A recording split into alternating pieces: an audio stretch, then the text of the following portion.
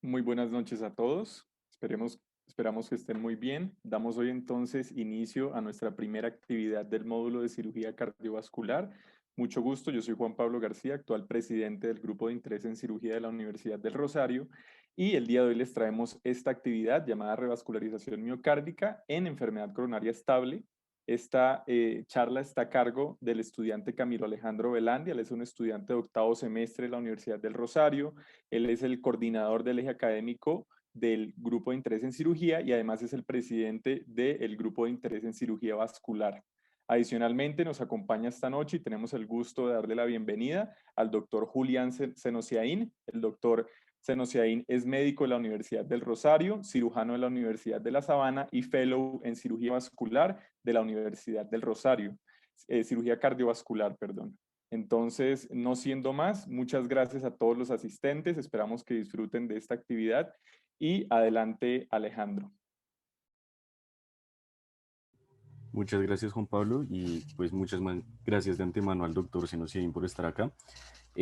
Como les comentó Juan Pablo, vamos a hablar de revascularización miocárdica en enfermedad coronaria estable.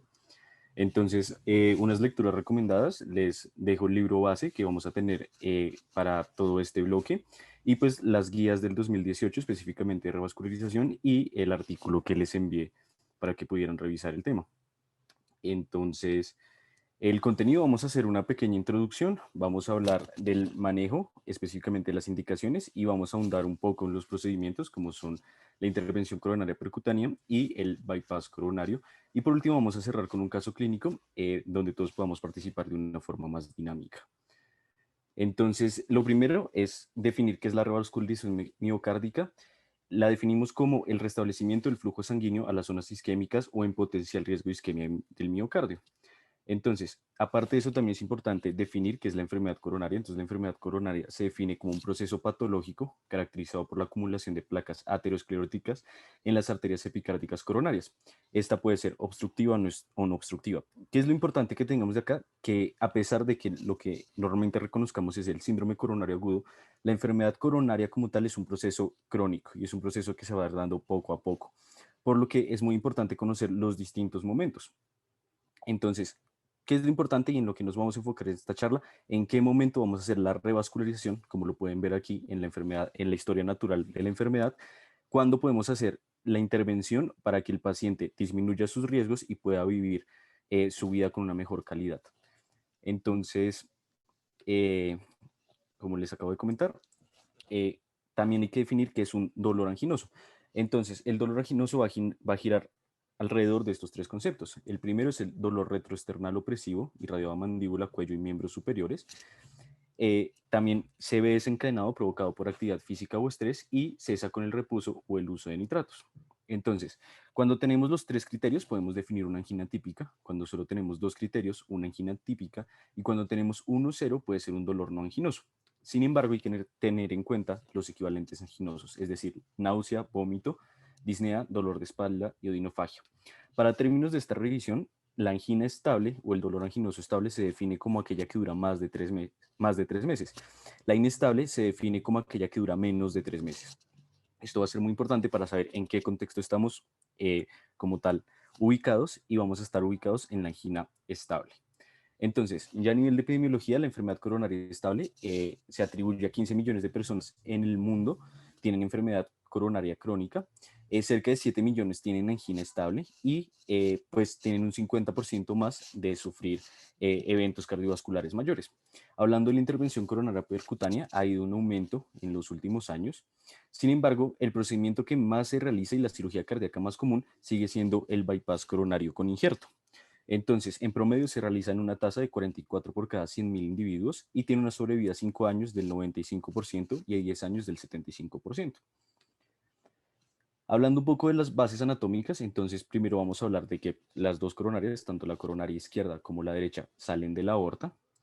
Nos vamos a fijar específicamente en la arteria coronaria izquierda, que se va a dividir en la arteria circunfleja y en la arteria descendente anterior. Entonces, esta va a ser muy importante porque va a ser la que tiene un predominio a desarrollar la enfermedad coronaria. Y la vamos a ver más adelante y necesito que lo tengan muy pendiente porque hace parte de los criterios. Adicionalmente, pues como saben, la arteria circunfleja va a dar la marginal izquierda en la mayoría de No los se casos. crean. Puede tener ciertas variaciones. Bueno, ya hablando como tal de la arteria coronaria derecha, nos va a dar una rama hacia el nodo sinusal y nos va a dar una rama importante que es la marginal derecha. Ahora, es muy importante hablar de la circulación coronaria dominante. ¿Qué quiere decir la circulación coronaria dominante? Es aquella que me va a dar la descendente posterior. En un 67% va a ser dada por la arteria coronaria derecha. Sin embargo, en un 15% va a ser por la izquierda y en un 18% va a ser variable. Ya vamos a ver cómo esto cobra importancia a medida que vamos avanzando en la charla. Entonces, vamos a empezar a hablar de las indicaciones. Entonces, ¿cuándo debo sospechar yo una enfermedad coronaria estable? Entonces, lo debo sospechar principalmente en una etapa subclínica, en los pacientes que tengan síntomas anginosos estables y o disnea, pacientes con insuficiencia cardíaca de nuevo, o, perdón, en una etapa que no es subclínica, o sea, en una etapa que ya realizó síntomas de reciente diagnóstico en pacientes que tengan síntomas anginosos estable y o disnea, pacientes con insuficiencia cardíaca de nuevo o disfunción del ventrículo izquierdo. Ahora sí, en una fase subclínica, pues vamos a tener los pacientes asintomáticos en los que se detecta un síndrome coronario crónico por tamizaje o un diagnóstico incidental. Como lo está señalando la gráfica, pues los pacientes asintomáticos y o con síntomas estabilizados un año después de un síndrome coronario agudo o pacientes con revascularización reciente. Y los pacientes asintomáticos y sintomáticos mayores a un año después del diagnóstico inicial de síndrome coronario crónico a los cuales se les realizó la revascularización, que van a ser ubicados en este espacio temporal de la historia natural de la enfermedad. Sin embargo, es muy importante hablar de algunas como tal patologías, como puede ser la sospecha de enfermedad vasoespástica microvascular, que no se suelen hablar y pueden presentarse como una enfermedad coronaria estable. Entonces, siempre hay que tenerlas en cuenta, a pesar de que no las tengamos tan en mente dentro de la historia natural de la enfermedad. Ahora, nuestra pregunta importante y en la cual va a girar esta charla es: ¿cuándo vamos a revascularizar? Inicialmente vamos a tener dos momentos para revascularizar. Los pacientes con manejo farmacológico adecuado que persisten con síntomas, es una de ellas, o para mejorar el pronóstico y la calidad de vida de nuestro paciente. Entonces, se ha demostrado que la revascularización alivia la angina, reduce el uso de medicamentos y además mejora la capacidad funcional y la calidad de vida de los pacientes.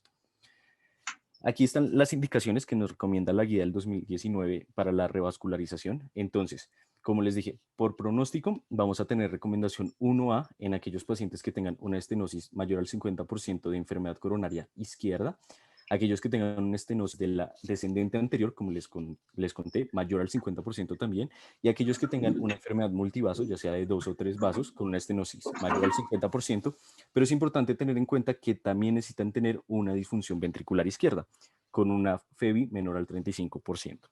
Adicionalmente a eso tenemos recomendaciones 1B para los pacientes que tengan isquemia detectada en un área larga por una prueba funcional, y vamos a tener a los pacientes que tengan una arteria, que solo tengan una arteria coronaria patente con estenosis de mayor al 50%. Ahora, por la parte sintomática, vamos a como tal intervenir a aquellos pacientes que tengan una estenosis significativamente a nivel hemodinámico y que se presente con la limitación de angina o un equivalente anginoso, como les había comentado, y que no responden al tratamiento farmacológico que se les está implementando. Entonces, hay un debate que gira alrededor de este estudio, es el órbita, fue publicado en la revista Lancet. Es un estudio que cogió 230 pacientes, los dividió en dos ramas, 105 los llevó a intervención coronaria percutánea y 95 los llevó a placebo. ¿Qué pasa? Los pacientes que seleccionaron fueron pacientes con estenosis severa, de más del 70% de un solo vaso, y lo que buscaron fue evaluar la capacidad funcional y la tolerancia al ejercicio. ¿Qué encontraron? Encontraron que a las 6 semanas el incremento del ejercicio no fue estadísticamente significativo, como lo podemos ver con una P de 0.20, y lo que sí se encontró fue que el eco con estrés de butamina demostraba un movimiento en la pared ventricular aumentado gracias a la intervención con pues la intervención coronaria percutánea. Entonces, esto nos lleva a plantearnos serias dudas, sobre todo sobre el hecho de si realmente la intervención coronaria percutánea repercute en la actividad funcional de los pacientes o es más un placebo. Sin embargo, han habido muchos estudios adicionales, como los podemos ver acá, como en el caso del FEM2, que demostró que la intervención coronaria percutánea demostraba un alivio de la angina en un 18% en el primer mes y un 4% a los 3 años. Tenemos el SYNTAX y el FREEDOM, que mostraron que los pacientes con enfermedad multivaso y diabetes mellitus demostraron una buena mejoría a corto y largo plazo. Y por último, este estudio, quiero que lo tengan muy en cuenta, que se llama el EXCEL, son los pacientes que fueron sometidos a bypass coronario con injerto en revascularización izquierda. Entonces, este lo tenemos que tener en mente para una cosa que vamos a ver más adelante que se llama el Syntax Score. Y pues este estudio demostró que aquellos pacientes que eran sometidos a la revascularización a través de bypass coronario con injerto, pues tenían una mejoría a corto y largo plazo.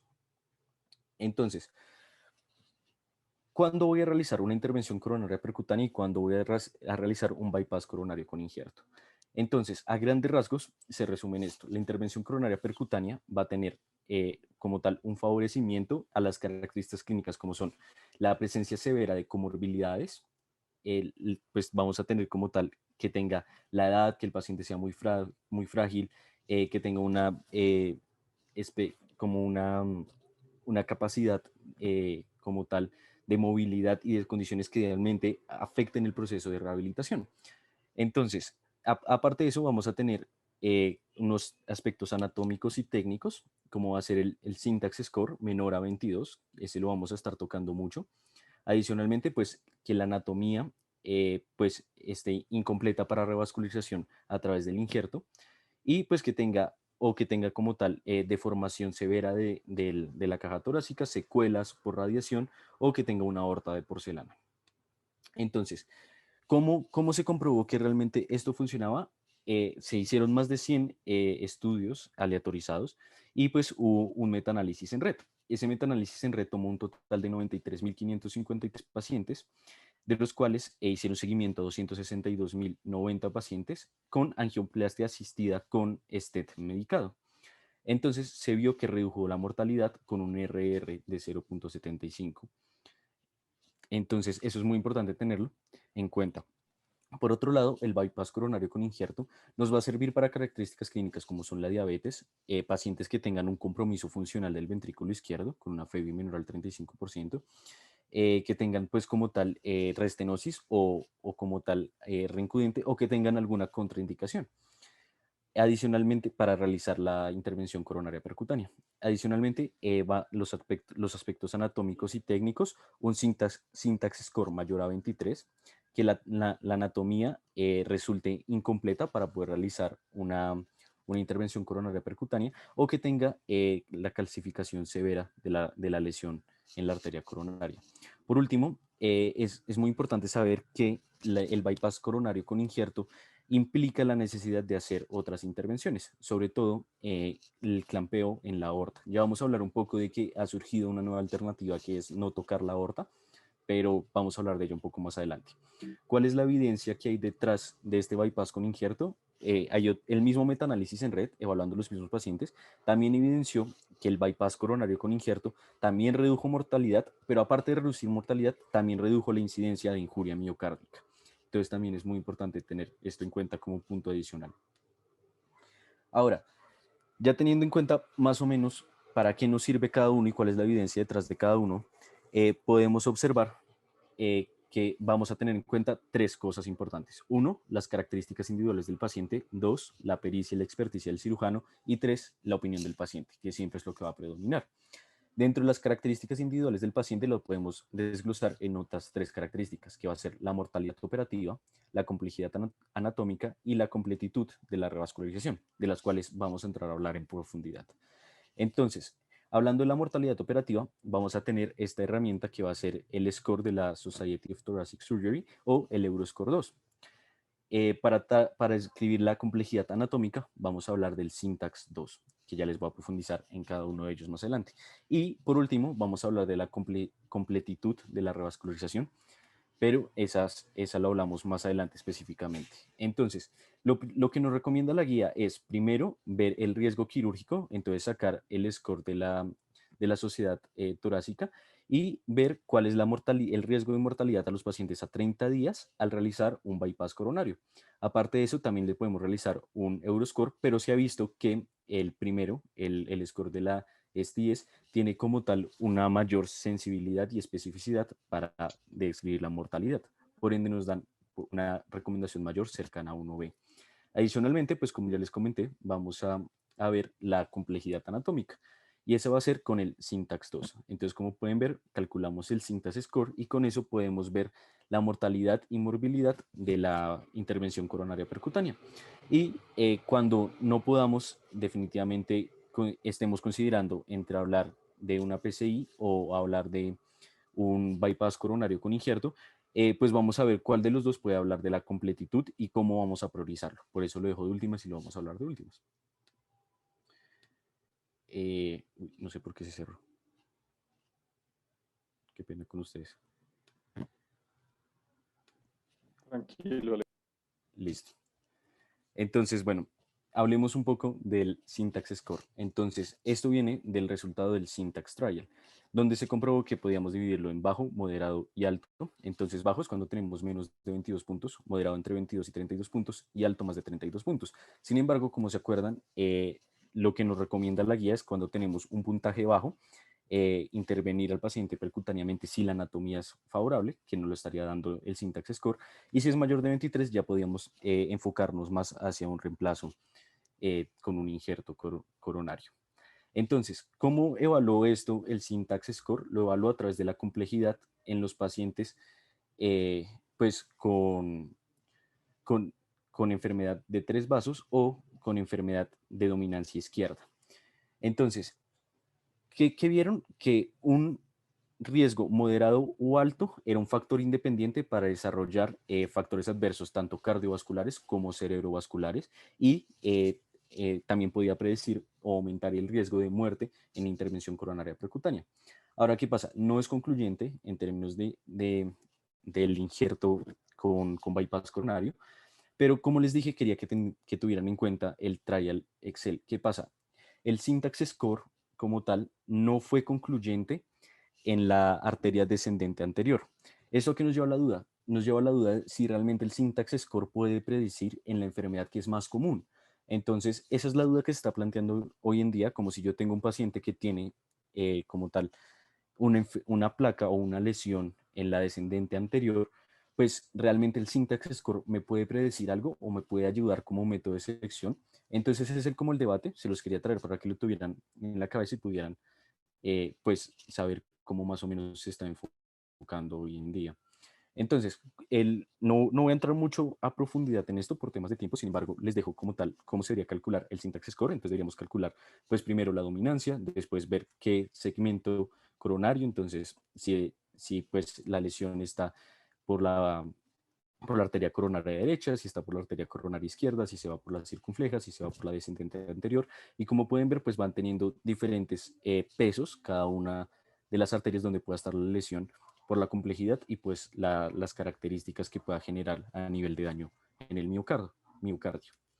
Entonces, aparte de eso, pues van a mirar la estenosis, el diámetro, va a tener un montón de como tal parámetros que hay que mirar y que hay que definir, son muy específicos, como se pueden dar en cuenta. Podemos ver si como tal una lesión trifurcada y bueno, si la lesión está en la bifurcación, si va a tener los diferentes tipos de lesiones, si va a tener tortuosidades, qué tan grande es la lesión, si está calcificada o no, si no está calcificada, si tiene un trombo o no tiene un trombo, o pues si definitivamente es de vasos pequeños o es una enfermedad difusa. Pero bueno, el caso es que, como les hablaba, de la completitud de la revascularización, la podemos dividir en dos, en anatómica o funcional. Esto me va a servir sobre todo cuando aún tenga la duda si realizar una intervención coronaria percutánea o realizar como tal un bypass coronario. Entonces, como tal, la anatómica va a resultar cuando todos los vasos epicárdicos van a tener un diámetro superior a 1.5 milímetros y una reducción luminal de más del 50% en al menos de uno de los vasos por pista angiográfica. La funcional, por su lado, se consigue cuando todas las lesiones que generan isquemia por estrés en reposo son tratados tanto por la intervención coronaria percutánea como por el bypass. Entonces, es importante que la funcional se ha visto que tiene mejores desenlaces cuando se trata con la intervención coronaria percutánea. Esto fue pues sacado de un metaanálisis clásico donde se evaluaron 89.883 pacientes. Se vio que redujo mortalidad a largo plazo, que redujo injuria miocárdica y que redujo la necesidad de reintervención cuando tenía una revascularización completa. Eso es muy importante porque nos habla de qué tan buen pronóstico tiene el paciente cuando se logra hacer una muy buena revascularización. Listo. Entonces, como tal, esto es lo que nos dice la guía dependiendo de la enfermedad. Entonces, digamos, si es una enfermedad de la descendente anterior sin estenosis proximal, nos da una recomendación 1C de intervenir al paciente por intervención coronaria percutánea. Si definitivamente tengo una lesión proximal de la descendente anterior, nos recomienda intervenir al paciente con una recomendación 1A, por lo cual esto es muy, muy, muy importante. Cuando ya tengo más de 2 vasos afectados, también voy a mirar otra vez la estenosis, si tengo estenosis proximal o no tengo estenosis proximal de la arteria descendente anterior. Entonces, como pueden ver, aquí me lo recomienda cuando tengo la estenosis, una 1B a través de bypass, y cuando no tengo la estenosis proximal, una 1C a través de intervención coronaria percutánea. Bueno, y así podemos seguir, pero por temas de tiempo nuevamente se los dejo para que lo puedan revisar. Y bueno, ahora sí vamos a entrar a hablar de cada uno de los procedimientos. Entonces, hablando primero de la intervención coronaria percutánea, es una técnica de revascularización miocárdica endovascular que tiene como característica el uso de un catéter guía. Entonces, va a tener 5 principios. El primer principio es que el resultado depende de las características del paciente, requiere una adecuada planeación, tanto de la morfología como de cómo se va a realizar, de la selección de la guía, de todas las comorbilidades que tiene el paciente. Es muy importante tomar en cuenta el contexto, como ya se los mencioné anteriormente. Ahora, el control proximal y distal debe mantenerse siempre. ¿Cómo vamos a mantener el control proximal? A través de seleccionar una guía adecuada y mantener la posición distal con el cable guía. Ya más adelante les voy a explicar qué es el cable guía y todo eso. Y pues siempre que vaya a realizar un movimiento debemos tener la vista del cable guía y la punta guía. Nunca lo podemos dejar de vista, perder de vista. Se debe conocer adecuadamente las limitaciones, es el cuarto principio, ya sea los dispositivos, el uso de contraste o la necesidad de soportes circulatorios. Siempre debemos tener en cuenta cuáles son las limitaciones y por qué no debería llevar al paciente. Y por último, es reconocer por qué puede fracasar la intervención. Y es entender que no siempre podemos comprender totalmente la anatomía del paciente, que no tengamos una interpretación realista de la técnica o de la anatomía, que haya ignorancia o inatención de los movimientos realizados, como les decía con la guía, es muy importante porque podemos generar una perforación y vamos a ver que es muy común y es una de las complicaciones más fatales, que no se realice una adecuada anticoagulación y pues que no haya una adecuada higiene del catéter como tal, sobre todo a nivel de los trombos que se puedan generar alrededor de la guía. Ahora, vamos a tener 2 grupos grandes de intervención coronaria percutánea. Vamos a tener por un lado la angioplastia con balón y la angioplastia asistida con dispositivos. Sobre todo cabe resaltar los stents, que es de los cuales más vamos a entrar a profundidad. Entonces, como les mencioné, los tipos de guía, como pueden ver, hay un montón es un montón. Sin embargo, algunas características generales de las guías es que a comparación de las guías diagnósticas son rígidas, tienen un lumen mayor y pueden llevar dispositivos subselectivos, como pueden ser los stents, a la cama coronaria. La selección de cada una de las guías depende, uno, de la morfología de la aorta ascendente y del origen de donde esté la coronaria. Como podemos ver, pueden estar ubicadas en distintos lugares. Entonces, por ende, la selección de la guía es muy importante al momento de realizar una intervención coronaria percutánea. Ahora, la guía va a tener un cable como tal, que va a ser un cable guía. ¿Cuál es su función principal? Su función es servir de soporte y lograr el control distal, como les había dicho. Entonces, estas varían en rigidez, diámetro y recubrimiento. Sin embargo, la más usada es un monofilamento de 190 a 300 centímetros, que tiene alrededor de 0,0254 y 0,0356 centímetros de diámetro. Entonces, también necesitamos seleccionar la imagen con la que vamos a realizar pues, la intervención coronaria percutánea. La más usada es la angiografía, evidentemente, es como por decirlo de alguna forma el gold estándar, y pues permite ver la imagen del lumen arterial, como podemos observar en las imágenes de la derecha. ¿Qué pasa? Esto suele presentar dificultad en calcificaciones severas, en morfología coronaria compleja y visualización de los stents colocados previamente. Por ende, la ecografía es un gran complemento a la angiografía, ya que nos permite observar adecuadamente el tamaño del vaso, nos permite observar la reducción luminal y los componentes de la lesión. Y se ha visto que usar la angiografía concomitante a la ecografía reduce en un 30% la necesidad de reintervenir a nuestro paciente. Ahora podemos ver en la imagen a la derecha, podemos ver que hay una oclusión, ¿cierto? Y cuando se realiza, se coloca el stent, pues se puede evidenciar cómo fácilmente vuelve el flujo coronario. Entonces, en la angioscopia como tal es otro método que se puede realizar imagen.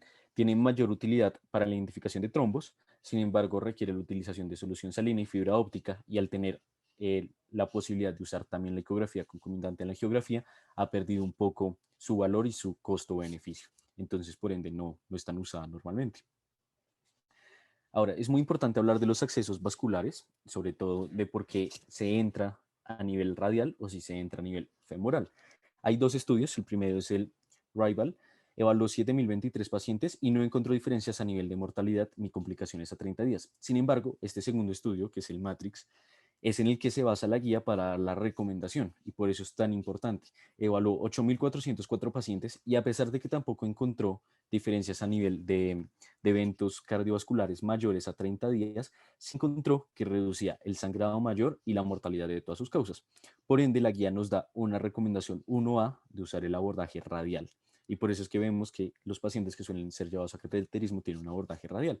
Y, pero siempre hace como tal el llamado de atención a que debemos tomar en cuenta la experticia y técnica de la persona que está operando como tal el acceso vascular.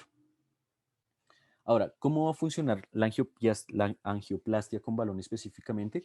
Lo que va a hacer es que va a aumentar la presión intraluminal de forma circunferencial a la íntima del vaso enfermo. Esto busca que el segmento estructural más fuerte de la lesión sea el que genere el estrés y por ende se genere una fractura en la íntima, generando un plano de disección. Ahora, hay que tener mucho cuidado porque si este plano de disección genera un desplazamiento muy grande de la íntima, puede generar una oclusión abrupta, que es uno como tal de las complicaciones más comunes de la angioplastia con balón, que precisamente se busca como tal evitarla con los stents.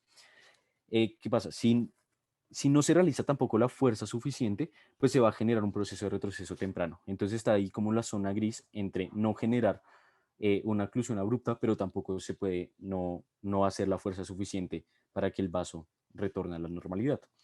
Después de que desinflamos el balón, se genera una hiperplasia secundaria, todo el proceso inflamatorio que genera pues el rompimiento de la placa o la fractura, y eso puede producir una cicatriz. Normalmente es buena porque da mayor rigidez y permite que el vaso como tal pues mantenga el tamaño, el diámetro luminal que se requiere para que haya flujo. Sin embargo, en ciertos casos puede generar un remodelamiento negativo. ¿Por qué es importante el remodelamiento negativo? El remodelamiento negativo junto a la hiperplasia que les comenté generan un pico a los 3 meses donde se genera los casos de oclusión abrupta, como les comenté, en un 2 al 10% de los casos. Aparte de eso, tiene una mortalidad al 1% al mes. Como pueden ver, pues estas son las causas de mortalidad después de hacer una angioplastia con balón. Y pues lo que más genera mortalidad es una falla del gasto cardíaco. Entonces, por eso es muy importante realizar realmente como tal la intervención. Es muy baja la mortalidad, entonces pues no hay mayor riesgo. Sin embargo, lo que nos preocupa de la angioplastia con balón es que tiene una incidencia de restenosis del 20 al 50% en los 9 meses, lo cual es altísimo. Y se estima que cerca del 25% de los pacientes refieren a angina recurrente. Entonces, teniendo en cuenta estos problemas, se buscó una solución para evitar tanto la remodelación como la oclusión abrupta de, del vaso coronario. Y pues lo que han visto es que el stent funciona muchísimo para evitar esto. Sin embargo, hay distintos tipos de stent. El que se está usando hoy en día o el que más tiene evidencia es el stent medicado. Este no solo busca liberar el fármaco sobre la superficie, sino que tiene una serie de polímeros y materiales especiales que buscan una alta concentración en el sitio de interés, disminuyendo la toxicidad. Este ha demostrado reducir la restenosis cerca de un 50 a un 100%. Como lo podemos ver en esta gráfica, se puede ver cómo los pacientes que fueron llevados a un stent medicado comparado a un stent metálico tienen como tal una disminución en la restenosis. Aparte de eso, se ha visto que tiene un impacto clínico muy importante, sobre todo a nivel de fallo de vaso tratado, es decir, que tengamos que hacer una reintervención o que el vaso tratado genere un fallo, que haya muerte o injuria miocárdica como tal. Entonces también se ha demostrado que genera en las diferentes poblaciones, se ha visto que tiene una efectividad mucho mayor a los stent simplemente metálicos. Entonces, ¿qué nos dice la guía al respecto? Nos dice con una recomendación 1A que digamos usar los stents medicados sobre los stents como tal metálicos, pero genera controversia al nivel de evaluar las lesiones severamente calcificadas. Como ya vimos, de pronto en una lesión que esté severamente calcificada se puede pensar más en realizar un bypass coronario, pero sin embargo se genera la duda de si tomo la decisión de llevar a mi paciente a una intervención coronaria percutánea, ¿cómo lo debería hacer? Vamos a hablar un poco más adelante cuáles son las opciones, sobre todo a nivel de la aterectomía. Entonces, es una técnica que se realiza y lo que busca hacer es un debulk. ¿Qué pasa? El objetivo es disminuir la oclusión abrupta, pero no ha demostrado ventaja comparado con la angioplastia con balón. Se suele usar, como les dije, cuando está la lesión muy calcificada, pero tiene estos riesgos. Uno, genera mayor isquemia secundaria a los microémbolos, como estoy generando un, como tal, separando la placa, la lesión, pues me puede generar microémbolos y aparte genera un mayor riesgo de perforación. Por ende, no está tan recomendado. Hablando de los balones de perfusión, pues como tal, tuvieron una aparición previa a los stents. Y lo que buscaban era disminuir la isquemia severa secundaria a la inflación del balón. Y como tal, lo que tienen es un tercer lumen, tanto a nivel proximal y distal, que permite que el flujo continúe. Con la aparición de los stents, pues han entrado en desuso. Sin embargo, tenemos otros dos dispositivos que sí suelen ser muy útiles en la práctica diaria, que son los dispositivos de succión, que lo que buscan es reducir la embolización distal y la concentración de sustancias protrombóticas y vasoactivas cerca de la guía. Aparte de eso, mejoran la perfusión secundaria a trombos, porque pues los pueden absorber y pues quitar el trombo como tal. El dispositivo para protección de embolización distal lo que busca es prevenir la macroembolización secundaria a la disolución mecánica de los trombos. Adicionalmente, también se ha visto que puede prevenir la microembolización, sobre todo de cristales de colesterol, y pues también puede evitar el fenómeno de no reflujo. Hablando ya de las complicaciones que tiene la intervención coronaria percutánea, suelen ser tres grandes, que van a ser la hemorragia, que en un 0.5% de los casos requiere transfunción, la inestabilidad hemodinámica en un 4% de los casos, pero esto va a depender de muchas variables que van a ser inéditas al paciente, al procedimiento o incluso farmacológicas. Una de las mayores causas de hemorragia como tal va a ser la perforación, como les dije. Como podemos ver, hay tres tipos de perforación con una incidencia diferente. La más incidente, como pueden observar, es la tipo 2 y pues va a requerir cirugía en un 10% de los tiempos y tiene una mortalidad del 13%. Sin embargo, cuando tenemos una perforación mayor al 1 milímetro, tiene una incidencia también cercana al 26%, casi siempre va a requerir cirugía o stent y tiene una mortalidad demasiado alta, el 63%. Por ende, pues cabe recalcar lo que les comentaba al principio de tener un buen control distal y siempre tener en cuenta dónde está ubicada la guía. A nivel de isquemia, pues vamos a tener eventos cerebrovasculares en un 0.18% de los casos y la injuria miocárdica. Vamos a tener la aparición de ondas Q en un 1%, la elevación de troponinas en 38%, pero esa elevación de troponinas solo va a ser significativa en un 5%. Ahora, ¿por qué es relevante que sea significativa o cómo vamos a llamar que sea significativa cuando es 10 veces al valor de base que tenía antes de llevarlo a la intervención? La toxicidad, pues no está muy claro por qué sucede.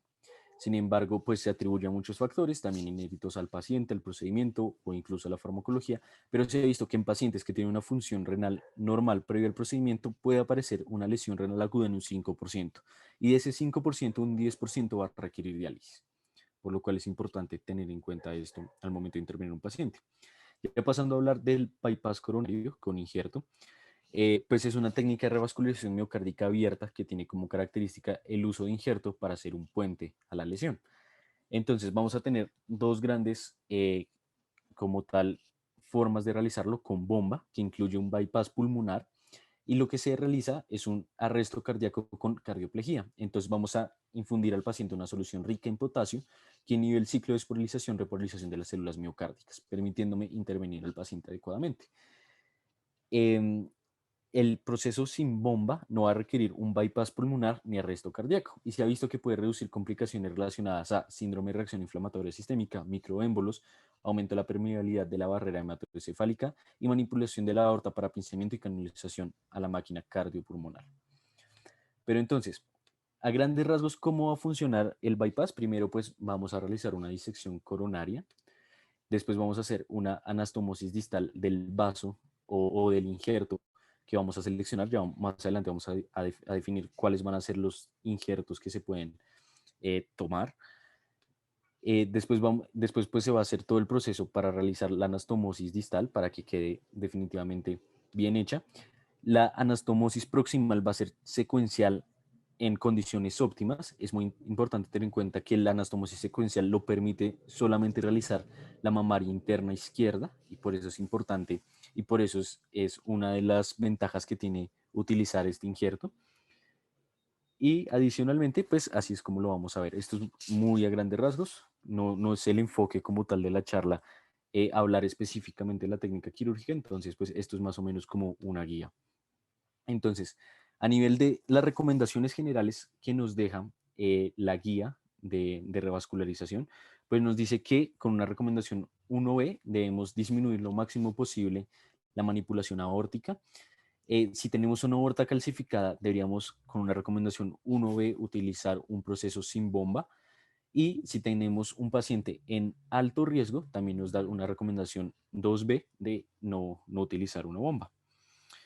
Como tal, nos recomienda con una recomendación 1A usar un injerto de mamaria izquierda para la arteria descendente anterior y pues se puede usar cuando tenemos mucho riesgo de complicaciones a nivel de externales, sobre todo de tejidos blandos profundos, un injerto mamario como tal de las dos mamarias, tanto la izquierda como la derecha, que lo vamos a ver más adelante. Aparte de eso, pues nos dice que debemos ver qué tanto podemos hablar de la completitud de la revascularización, siempre pues mirando cómo se realiza dicha completitud.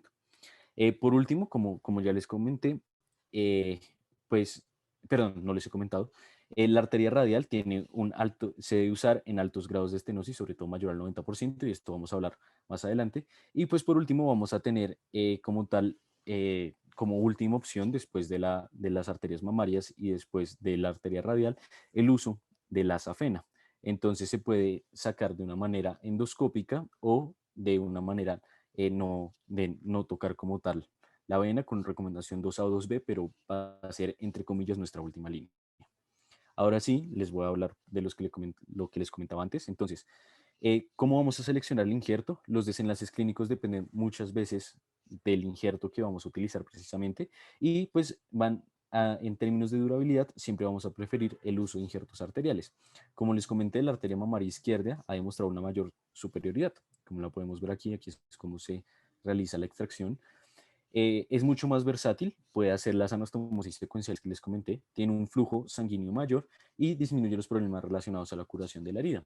Por otro lado, la arteria radial es una alternativa, como les comenté, cuando tenga una estenosis mayor al 90%, idealmente, pero se puede usar después del 70%. Y se prefiere cuando hay posibilidad de infección external. Entonces aquí está como tal las recomendaciones que nos da la guía, que ya se las comenté previamente. ¿Cuándo vamos a usar la bomba? Esto es algo relativamente controvertido. Lo han analizado múltiples metaanálisis y hay más de 60 ensayos clínicos que se ha visto que la bomba reduce a corto plazo los eventos cerebrovasculares, la lesión renal aguda y tiene una menor tasa de necesidad de reintervención, pero no se ha visto que reduzca ni mortalidad ni injuria miocárdica y se asocia a una menor permeabilidad como tal del injerto. El subanálisis, han habido distintos subanálisis que han demostrado que sí reducen la mortalidad en pacientes con muy alto riesgo. Sin embargo, eso está por comprobarse, sobre todo por estudios como son el Coronary, que no ha demostrado diferencias significativas a 5 años. Entonces, la recomendación es que usemos, como ya les comenté arriba, no tocar la aorta, sobre todo cuando tenemos cirujanos con la experticia adecuada y se use sin bomba. Bueno, por qué hablamos de la cirugía sin tocar aorta y el tipo de clampeo? Bueno, como podemos ver a la izquierda, este es el pinzamiento único cruzado, que es el que se recomienda cuando se necesita usar una bomba, y lo que busca es disminuir los eventos ateroembólicos. Sin embargo, se ha visto que pues tiene peores desenlaces cuando se realizan pinzamientos laterales o múltiples.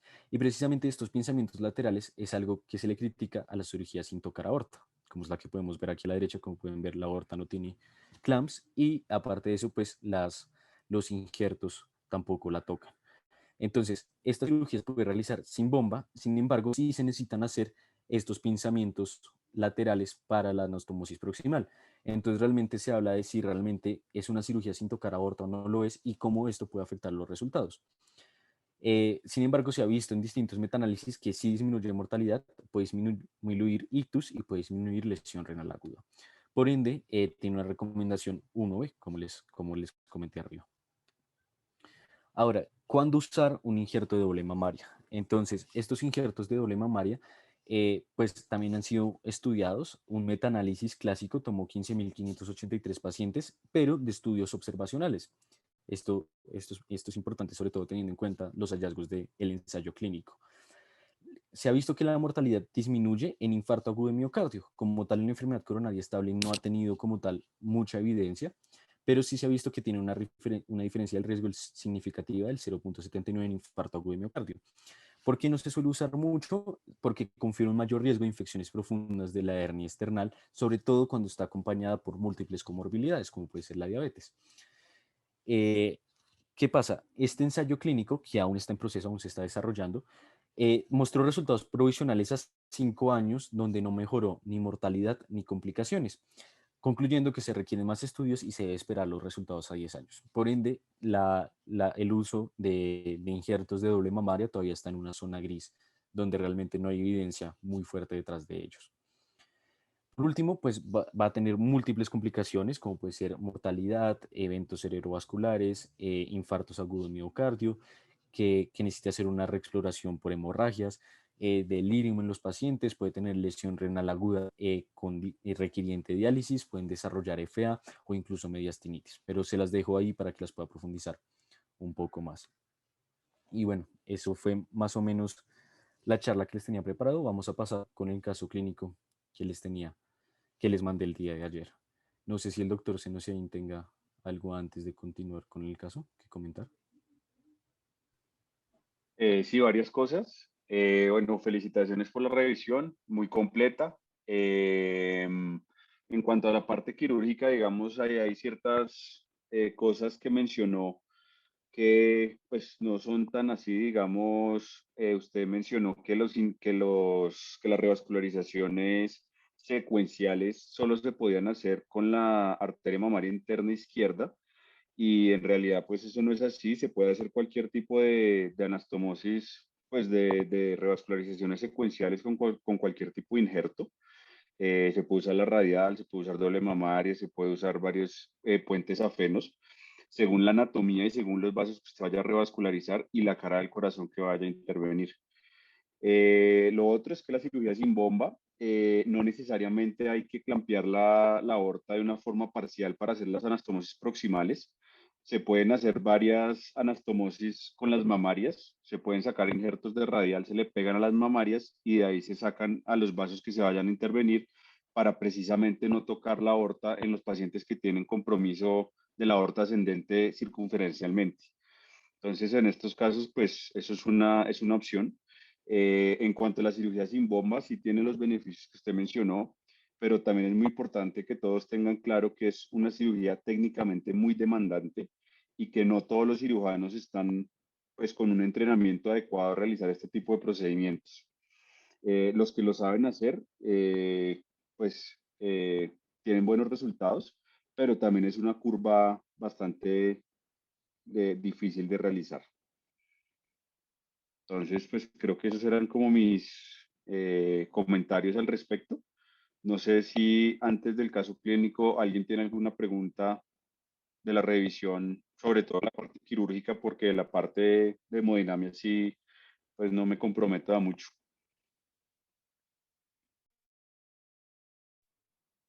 Doctor, tenemos una serie de preguntas. De la parte quirúrgica específicamente, tenemos una pregunta que es, ¿el injerto de la mamaria izquierda o safena genera cambios en las presiones arteriales y alteraciones en el ciclo de perfusión del miocardio, puesto que se anastomosan fuera de los senos de Valsalva? Sí, obviamente va a haber diferencia entre si usted pone una arteria mamaria interna, ya sea izquierda o derecha, sobre todo la izquierda porque la va a conectar pues directamente. Así es un puente de safeno. El puente de safeno no va a tener el mismo resultado para la irrigación cardíaca, ya que tiene que al principio tener como una fase de arterialización. Entonces, pues sí, claramente va a tener unos resultados diferentes. Perfecto, doctor, gracias. Tenemos otras preguntas, es con respecto a los stent. La primera pregunta dice si en la actualidad existe alguna ventaja del stent metálico fuera del costo. Y la otra pregunta es sobre los stent medicados y es qué tipo de medicamentos se ponen en estos stent y cuánto tiempo duran. No, acá sí lo que les dije, no me comprometo con estas respuestas porque no es como mi campo de experticia. Entonces, no, prefiero no ponerme a hablar de cosas que no sé bien. Ahí sí lo siento. Vale, doctor, no, no hay problema, gracias.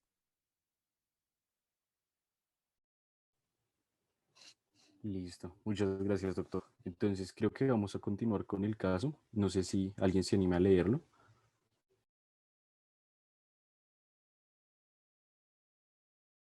Listo, dice un agricultor de 73 años con una historia de 15 meses de angina estable se presenta a consulta. Ha reducido su actividad agrícola para evitar las molestias torácicas. Como antecedente de importancia, refiere hipertensión arterial, EPOC, cocinó con leña toda su vida, síndrome coronario agudo hace 12 años con PCI asistida con stent medicado. A nivel farmacológico, toma nitroglicerina 0.4 miligramos por vía sublingual ocasionalmente, isinopril 20 miligramos diarios, atorvastatina 40 diarios y propanolol 120 miligramos diarios. Su frecuencia cardíaca es de 85 latidos por minuto y su presión arterial es de 144/82. Muchas gracias, Exarit. Entonces, no sé si alguien se anime a decir o si Exarit quiere decir qué le llama la atención de este caso.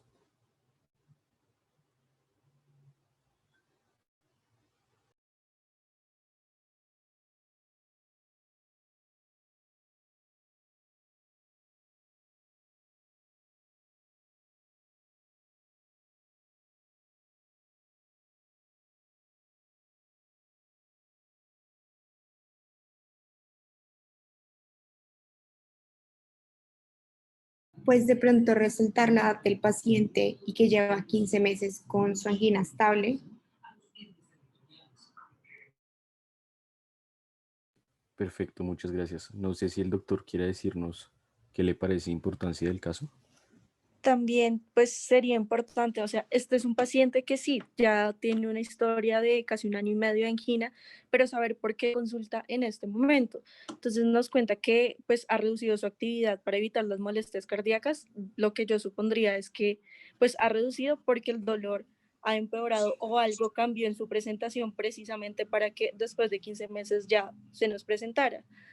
Lo otro es pues también ponerle atención a la cantidad de comorbilidades que presenta este paciente, súper importantes todas, EPOC, hipertensión arterial, tiene el antecedente de un síndrome coronario agudo que fue tratado por PCI con stent medicado y pues el montón de medicamentos que está tomando. Algo que a mí me llama mucho la atención de este caso clínico es que el paciente toma nitroglicerina ocasionalmente, ¿sí? Aparte de todo lo que acaban de mencionar, pues no es usual que un paciente tome nitroglicerina ocasionalmente. Esto habla de que el paciente tiene un dolor torácico bastante frecuente y lo hace tomar ese tipo de medicamentos. Perfecto, doctor, muchas gracias. ¿Alguien tiene algo relacionado con el EPOC o qué piensan de que el paciente tenga EPOC concomitante? ¿Qué piensan de los latidos, de la presión arterial?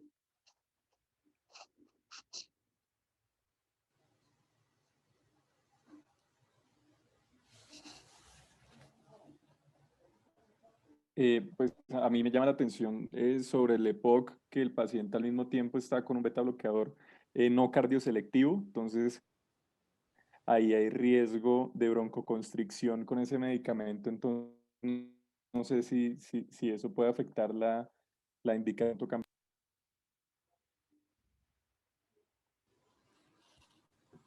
No, pues yo considero pues que es un paciente en este momento estable, los latidos dentro de rangos normales, la tensión arterial en teoría alta, lo cual pues hablando un poquito como de lo que es el manejo médico, pues requeriría una toma de tensión nueva y pues para mirar si hay si necesita un ajuste medicamentoso.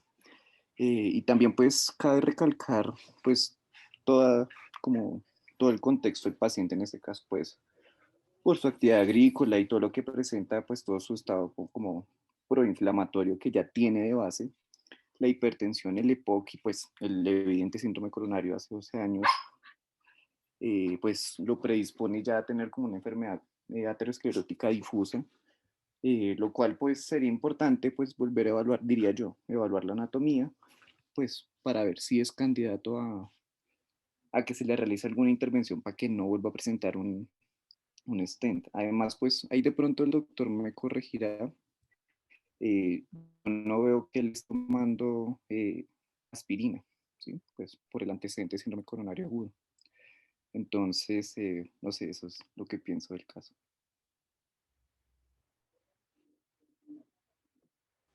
Muchas gracias. No sé qué opina el doctor respecto a las intervenciones que acaban de realizar.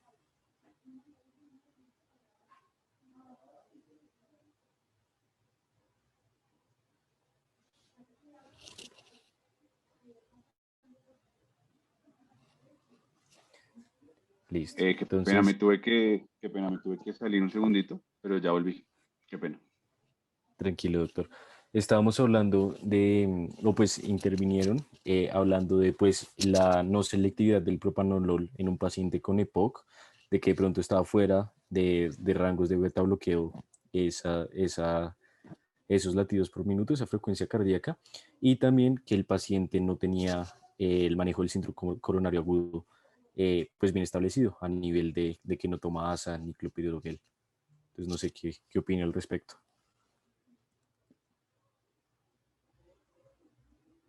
Sí, estoy de acuerdo con eso. Digamos que también hay que tener en cuenta que los pacientes que se les ponen los test medicados está indicado la antiagregación dual por un año y posteriormente continúa solo la antiagregación con aspirina.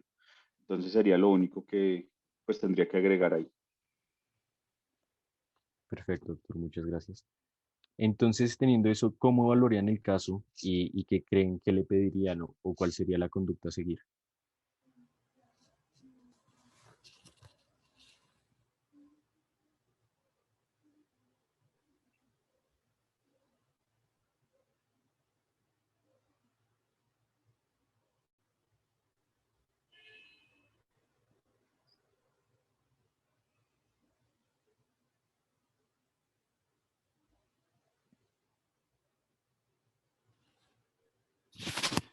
No, pues yo personalmente considero que pronto sería pertinente eh, hacerle un examen que permita evaluar como la perfusión miocárdica pues, de este paciente, en este caso pues por los repetidos episodios que tiene.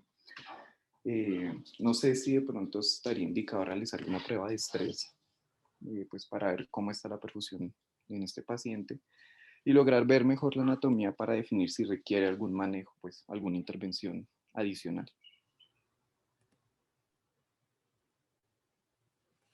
Muchas gracias. ¿Alguien más quiere compartir su opinión con nosotros?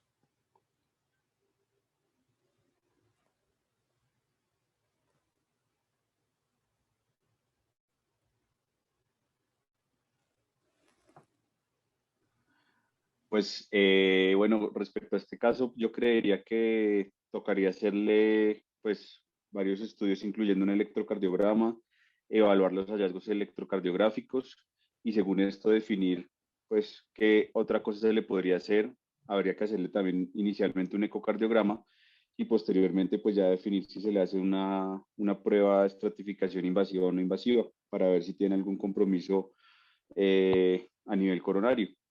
Y según los hallazgos de estos exámenes, pues ya uno procede a definir qué tipo de intervenciones, según la anatomía que tenga el paciente, porque seguramente lo va a tener, para darle el mejor manejo a este paciente. Perfecto, doctor, muchas gracias. Entonces, bueno, creo que esa sería la presentación de hoy. Muchas gracias a todos pues, por asistir y espero que les haya gustado. No sé si tengan algún comentario final, alguna otra pregunta o si el doctor quiera comentar algo más. Perdón, yo tenía una pregunta. Eh, ¿Por qué se siguen haciendo puentes safenos si la literatura es clara en mostrar que los radiales tienen mejor permeabilidad a 5 y a 10 años? Bueno, esa es una muy buena pregunta. Eh, entonces, digamos, nosotros en la Fundación Cardioinfantil, desde hace ya varios años estamos tratando de hacer la mayor cantidad de revascularizaciones con injertos arteriales en su gran mayoría. Digamos que los pacientes que tratamos tienen enfermedad coronaria muy severa y muy difusa, que a veces requieren 4 o 5 puentes. Entonces, hacerlos todos arteriales incluiría hacerle doble mamaria con radial y a veces básicamente nos quedamos sin injertos para hacerlo. Entonces, en estos casos se benefician pues de algún puente safeno, digamos, a la arteria menos importante afectada. También varía mucho del paciente. Si es un paciente diabético mal controlado, no es buena idea sacarle doble mamaria, entonces se le puede sacar una mamaria con una radial y los otros puentes ya tocaría hacerlos safenos. Y si son pacientes ya octogenarios que, pues digamos que tienen, no sé, 84, 85 años, uno les puede poner un injerto de arteria mamaria interna, eso se le pone a todo el mundo, pues a la descendente anterior, y se le pondría el resto de puentes safenos.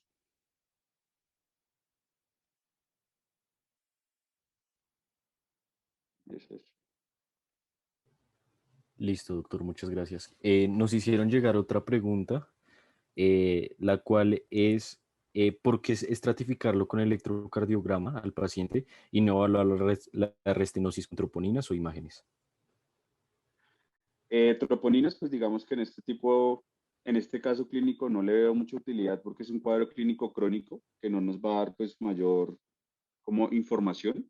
El electrocardiograma nos puede mostrar la presencia de ondas Q o de otros hallazgos ya pues de necrosis y pues ya posteriormente a esto sí toca verificar si se le hace una prueba invasiva o no invasiva, según lo que uno encuentre. Es pues lo que yo creería. No soy cardiólogo, obviamente, pero es lo que yo haría. Perfecto, doctor, muchas gracias. Eh, no sé si alguien tenga alguna otra pregunta adicional o algún comentario.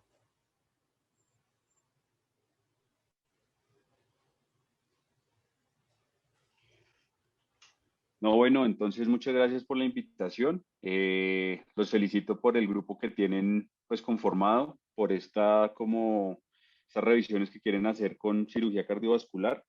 Ahí en el servicio, ustedes saben, y ayer pues el doctor Villa les dijo, estamos pues dispuestos a ayudarles en lo que necesiten y pues de verdad felicitaciones por todo esto. Muy bien. Muchas gracias, doctor, por venir a acompañarnos el día de hoy. De verdad, valoramos muchísimo su compañía y todo lo que nos puede aportar. Entonces, esperamos poder volver a verlo nuevamente y muchas gracias por venir. Listo, con mucho gusto. Entonces, que esté muy bien. Bueno, hasta luego. Muchas gracias, doctor. Muchas gracias a todos. Hasta luego, gracias.